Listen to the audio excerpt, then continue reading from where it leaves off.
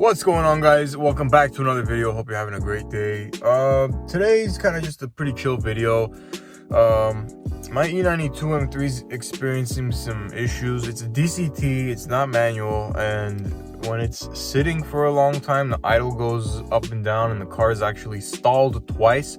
So I'm thinking it might be a fuel breather valve. Hopefully it's not an idle control valve, but we're gonna be fixing it today. I bought both. One part is $60, the other part is $860, and I hope that I can potentially return the one that I don't need. Hopefully I don't need both. But yeah, so we're gonna go to Lowe's right now. I'm in the M5. We're gonna go to Lowe's, get a hose clamp, because I'll show you guys when I take the plenum off the E92.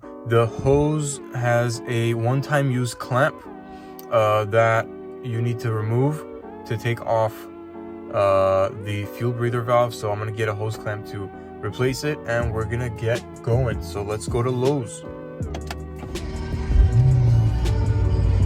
So cool thing about these F90 M5s is that they pop really loud stock. Like, it's not like a B58 burble. Like, this thing, like, shebang, bang, bang, bang, bang, bang. Okay, listen, ready?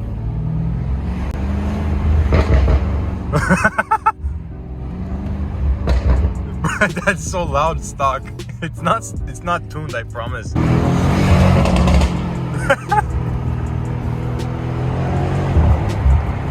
Okay, I'm gonna give you guys a quick little driving tip. So there's a curb right there, and if you guys want to know exactly how far you are from the curb, if there's a car parked next to you, just look at the car's reflection, look how close I'm getting to the curb, and that's like perfect. I got like about 4 inches to spare. So that's a pretty cool tip.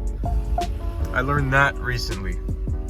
All right, so we're at Lowe's, hose clamps section. There's a bunch I could choose from, but I think this 5/16 to 5/8 is good. Hold on, I gotta get one with a tag on it. But yeah, this looks pretty good. I think it'll do. All right, let's get this show on the road. We're gonna meet up with Alex too. He's gonna bring the tools and stuff. I need my own tool set. I realized I don't really have many tools of my own, but they're expensive. He has them. Might as well just use them. Hold on, where's the car? There it is. There's the M5. Man, this car is so nice. It's such a good daily. M3 is kind of brutal sometimes, and this color is doing well. But the thing's filthy. Like, it's just like a filthy ass car. Needs a car wash. Anyways, all right, so I parked the M5 outside. I parked my car inside, opened the hood. Let me show you guys what we're working with. So this is the fuel breather valve. A lot of symptoms that I've been experiencing tie into what people describe as this thing going out. Basically, it's a sensor, and it applies.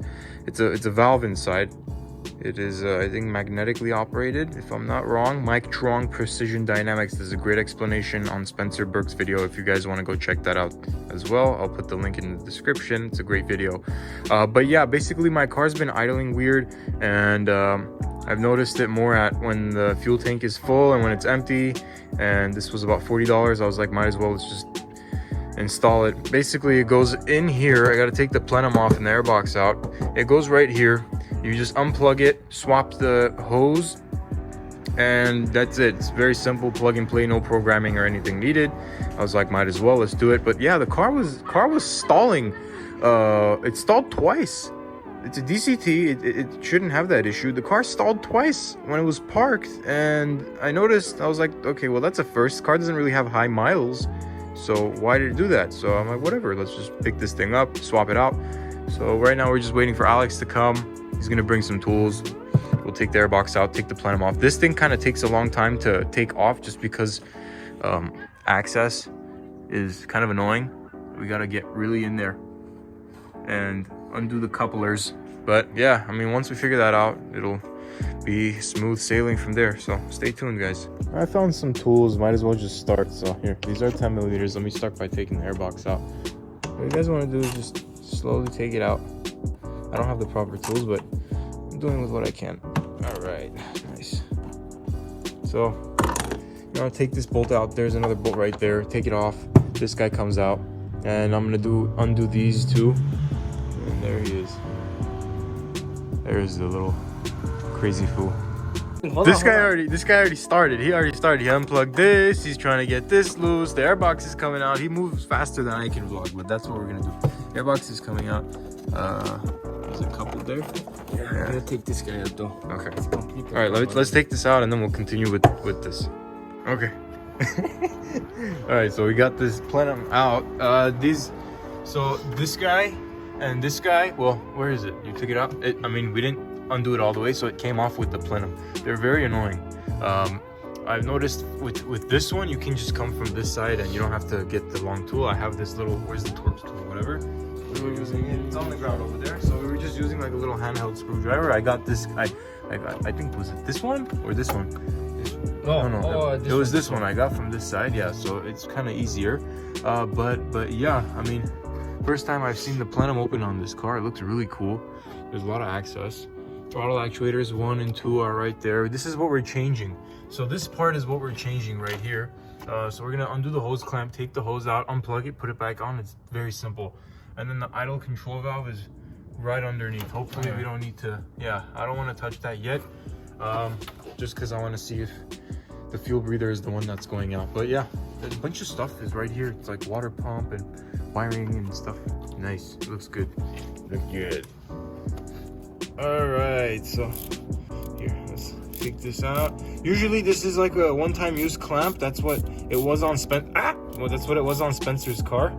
But here, let's put this guy up here. I'm gonna just kind of wiggle. I can just reuse this. I don't even need to change it. Yeah. Nah, you can just reuse it. I'll just reuse it. Okay, let me just kind of wiggle her.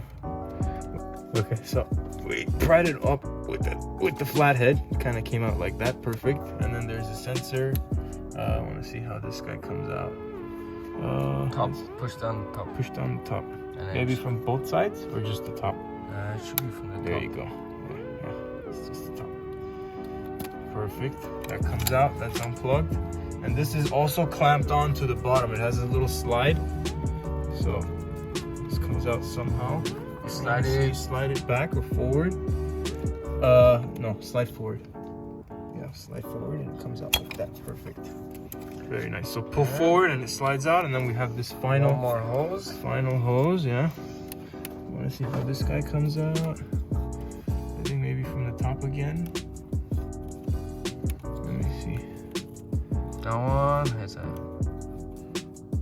Okay, so we got the old fuel breather out. It comes out with this hose that I showed you undoing the hose clamp, but it was a one-time use. If it's I think first time that you're taking this out, I think this might have been changed already. And then this guy right here, let me show you. So there's top and bottom, you squeeze and you push back, it comes out, and then there's this sensor that is also attached. So it's pretty straightforward taking it out. The engine bay looks really cool. These throttle bodies are a lot bigger than I thought than when I saw it taken off on video, but this is really nice. I like the way this stuff looks. But yeah, so plenum's out. That was kind of annoying. Let me show you what the inside of this plenum looks like. Let me see if you can see anything from in there. Yeah. Whoa, you see the, oh, that's sick. You see the ITBs, you see the intake. That's so sick. But yeah, so let's pop this guy back in and let's get this show back on. Yep. What's that, Alex? I know, it's crazy. That looks sick. That looks crazy. Okay, let's get this guy back in. But yeah, so it faces this way. You're gonna attach this hose to the front, put the sensor on, clip it in, and in the back, you wanna get that valve plugged in as well. And then the rest is pretty smooth sailing from there. I'm gonna clean up whatever I can here since I have it open, and then yeah, call it a day. Hopefully this fixes the issue. Hopefully, fingers crossed, right? That's right. Okay guys, so it turns out this is the original one. The reason why I know that is because if you come close, I believe the manufacture date is on it. It says 3/8/10. So let me show that on the camera if that picks it up. I apologize. There we go. So you kind of see 3/8/10 right there. So it's March 8th, 2010. The one on that one says 11/24/2020. So that's when it was manufactured. But we put it in. It's all good. Hose clamp is tight. This sensor is in. The back sensor, the back hose is also in. Make sure that's tight and it's not going anywhere. But basically what I'm gonna do right now is kind of just clean up the engine bay, wherever I can, because we're here already, so might as well, right? So just clean as you go, and then we'll put the plenum back on. Easier said than done, but we'll get it done, and that's gonna be hopefully the solution. I have the idle control valve in the car as well, the $860 part. Hopefully that's not gonna need a change, but if it does, I have it. Fingers crossed. So we'll give it a little test drive, and then I'll check back with this video later and let you know what happened. Check this out. We're holding the throttle body open. You see the valves inside. That's so sick. Hold on, I can't focus, but that's so sick. So my mobile mechanic, what did you recommend doing? Cleaning out right here where the throttle body actual valve sits, because I can cause a rough idle if it's too dirty. Oh, so it's a vacuum leak because it doesn't close all the way from the dirt. Yeah. So he's just cleaning the surface around where the throttle body is gonna close. Yes. Right, Alex? Yep. Okay, here, let me hold this open. You clean the other ones. All right, we got the plenum back in.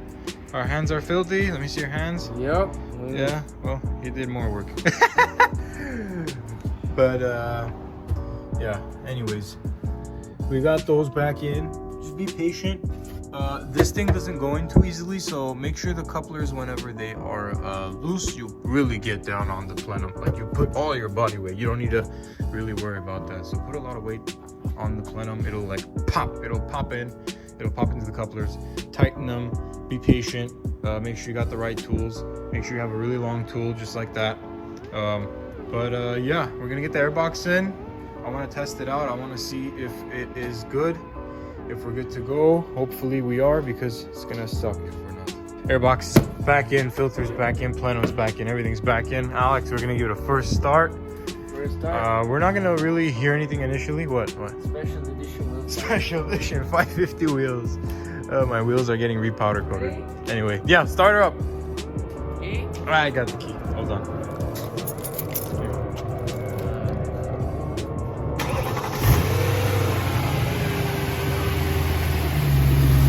We're not gonna be able to really figure anything out from this start. It's just over time. As I drive it, we'll figure it out. I'll distinguish whether the problem is still there or not. I have the idle control valve. I don't want to change it. Worst case is I change it, but yeah. So I'll play around with this, see if the fuel breather is good to go. If it's not, then we'll proceed. Anyway, thanks so much for watching, guys. And until next time, I'll keep you guys updated. So, ciao.